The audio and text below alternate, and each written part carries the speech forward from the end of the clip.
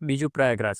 પ્રયાગ કુંભનું વિશેષ મહત્વ છે કારણ કે તેનું આયોજન ગંગા, યમુના અને સરસ્વતીના સંગમ પર થાય છે, જ્યાં ગુરુ વૃષભ રાશિમાં પ્રવેશ કરે છે અને સૂર્ય મકર રાશિમાં પ્રવેશ કરે છે. ત્યારે પ્રયાગરાજમાં કુંભ મેળાનું આયોજન કરવામાં આવે છે. આ અંગે એક અન્ય માન્યતા છે કે જ્યારે ગુરુ, સૂર્ય અને ચંદ્ર મેષ રાશિના ચક્રમાં મકર રાશિમાં પ્રવેશ કરે છે, ત્યારે અમાવાસ્યાના દિવસે પ્રયાગમાં કુંભ પર્વનું આયોજન કરવામાં આવે છે. આ ત્રિવેણી સંગમને મનુષ્ય અને દેવતાઓ વચ્ચેનું જોડાણ માનવામાં આવે છે. કુંભ મેળાની શરૂઆત કેવી રીતે થઈ? વાર્તા ત્રેતાયુગથી શરૂ થાય છે, જ્યાં દેવો અને દાનવો અમૃતનું રહસ્ય જાણવા માટે સમુદ્ર મંથન કરે છે.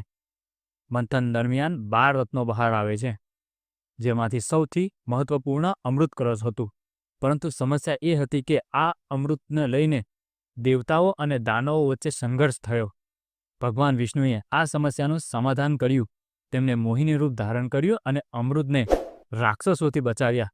પરંતુ તે સંઘર્ષ દરમિયાન અમૃતના કેટલાક ટીપા પૃથ્વી પર 4 સ્થળોએ પડ્યા: હરિદ્વાર, પ્રયાગરાજ, ઉજ્જૈન અને નાસિક.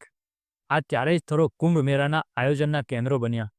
આ સ્થાનોને પવિત્ર માનવામાં આવતા હતા કારણ કે અહીંની નદીઓ હવે અમૃતથી ભરેલી હતી.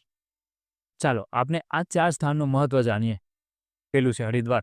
હરિદ્વાર ગંગા નદીના કિનારે આવેલું તે સ્થાન છે જ્યાં અમૃતના ટીપા પડ્યા હતા. એવી માન્યતા છે કે અહીં સ્નાન કરવાથી મોક્ષની પ્રાપ્તિ થાય છે અને પાપોનો નાશ થાય છે.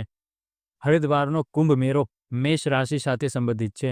જ્યારે ગુરુ કુંભ રાશિમાં પ્રવેશ કરે છે અને સૂર્ય મેષ રાશિમાં પ્રવેશ કરે છે, ત્યારે હરિદ્વારમાં આ ઉત્સવનું આયોજન કરવામાં આવે છે.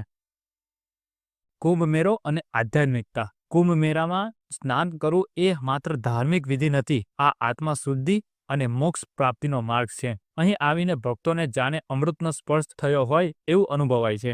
કુંભ મેળો એ આત્મા, શરીર અને મનને શુદ્ધ કરવાનો પ્રસંગ છે. વૈજ્ઞાનિક મહત્વ.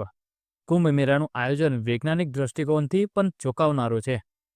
આ સમય દરમિયાન નદીઓનું પાણી શુદ્ધ અને રોગમુક્ત જોવા મળે છે. ખગોળીય ઘટનાઓ વાતાવરણમાં સકારાત્મક ઉર્જા બનાવે છે, જેની માનસ શરીર પર અને મન ઉપર ઊંડી અસર પડે છે. જ્યારે લાખો લોકો એકસાથે પ્રાર્થના કરે છે, ત્યારે સામૂહિક ઉર્જાનો અદ્ભુત અનુભવ થાય છે.